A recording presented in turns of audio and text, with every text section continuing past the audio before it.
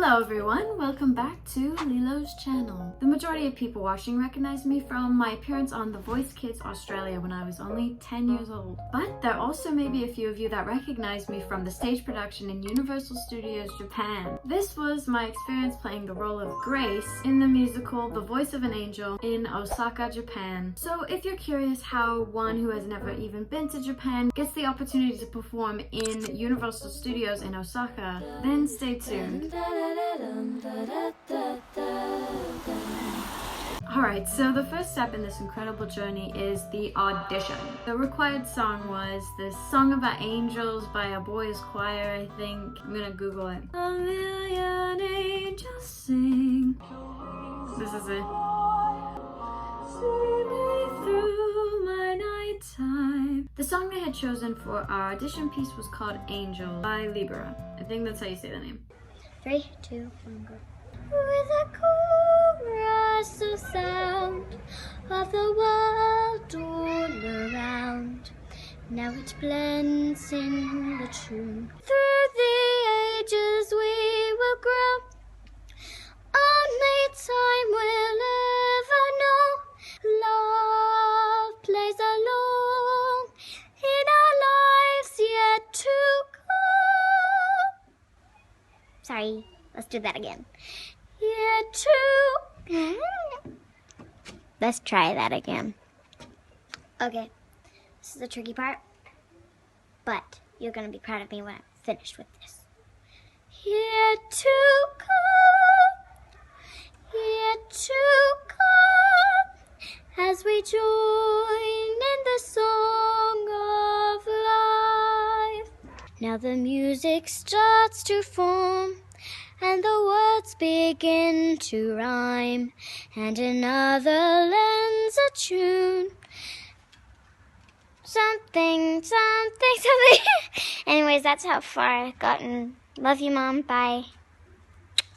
I literally would practice every single day. My mom would play it whenever we were driving anywhere. I would make video stars of myself singing the song just to practice it. So yeah, it's a beautiful song, and honestly I would sing it again because it's that pretty. Then came the day of the actual audition, and I remember going in there and they were so friendly and so nice, and I started to sing the song and my voice cracked. Yeah, so I literally thought that was the end for me. There was no way I was gonna make it through it. Luckily, they let me sing it again. What? I don't know why. They should have just kicked me out right then and there. But yeah, I sang it again, no flaws. I'm just glad that they let me do it again, you know? And be my leading light. I just realized that that's the English version of what I sang on the actual stage. Bruh. For the actual stage production, I was to sing that song in Japanese.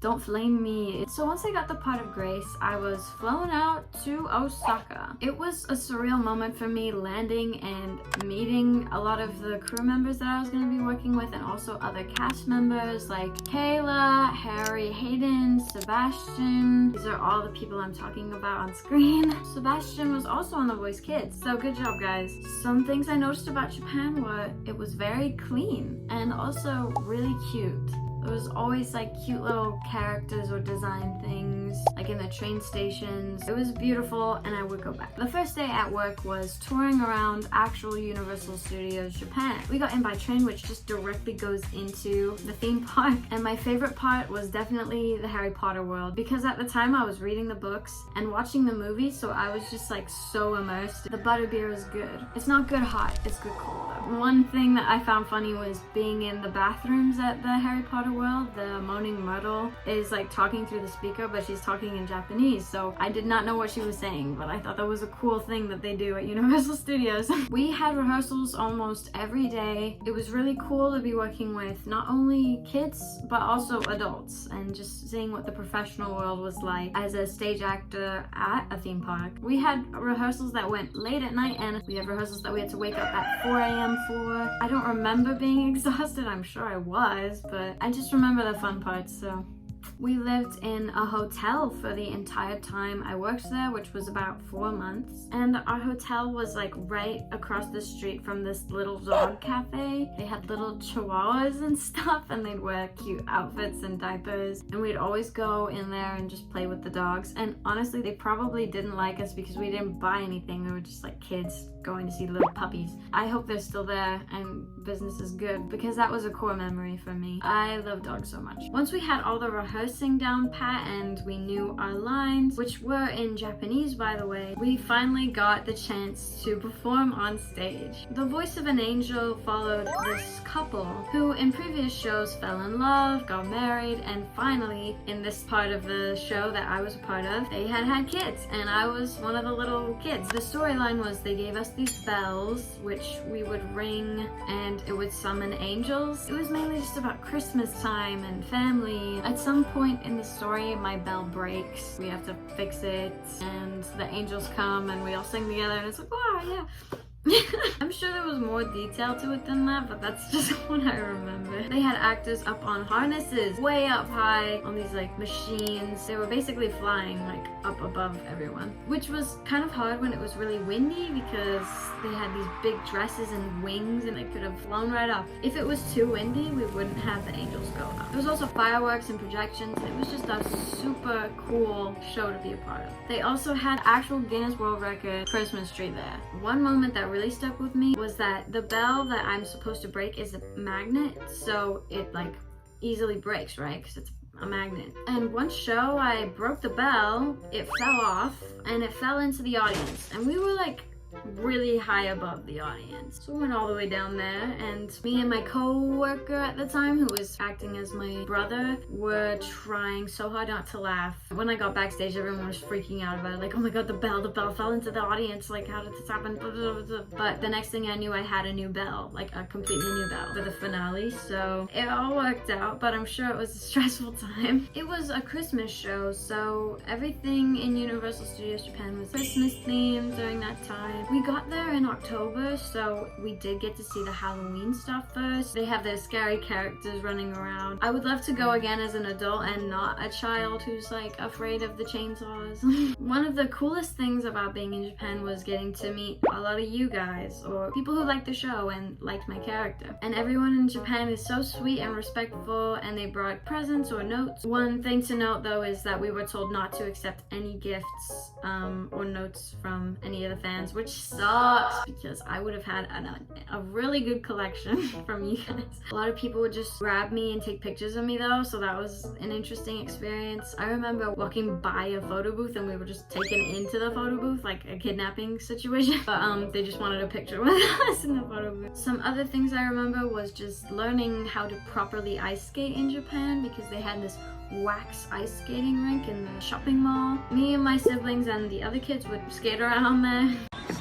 Here's me skating like a pro. There's Sebastian falling like a pro. Whoop. Japan had such beautiful, beautiful culture, like the temples, onsens. I got some sick pictures with some deers at the Nara Park.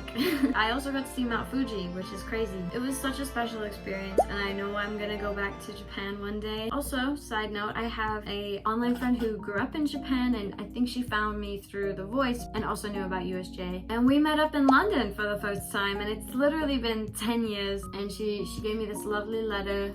She's the sweetest. I got her some flowers. So shout out to my friend in Japan, and also just to the amazing people in Japan who made my living there for a short time a lovely experience. Some infamous things that I'm sure you guys know is Japan has a lot of vending machines. They had hot food machines. They had warm drinks even. They had cold drinks obviously. Before every show I would get like a dorayaki. It's like a pancake. I would eat that before the show. Mama to Papa, 喜ぶね。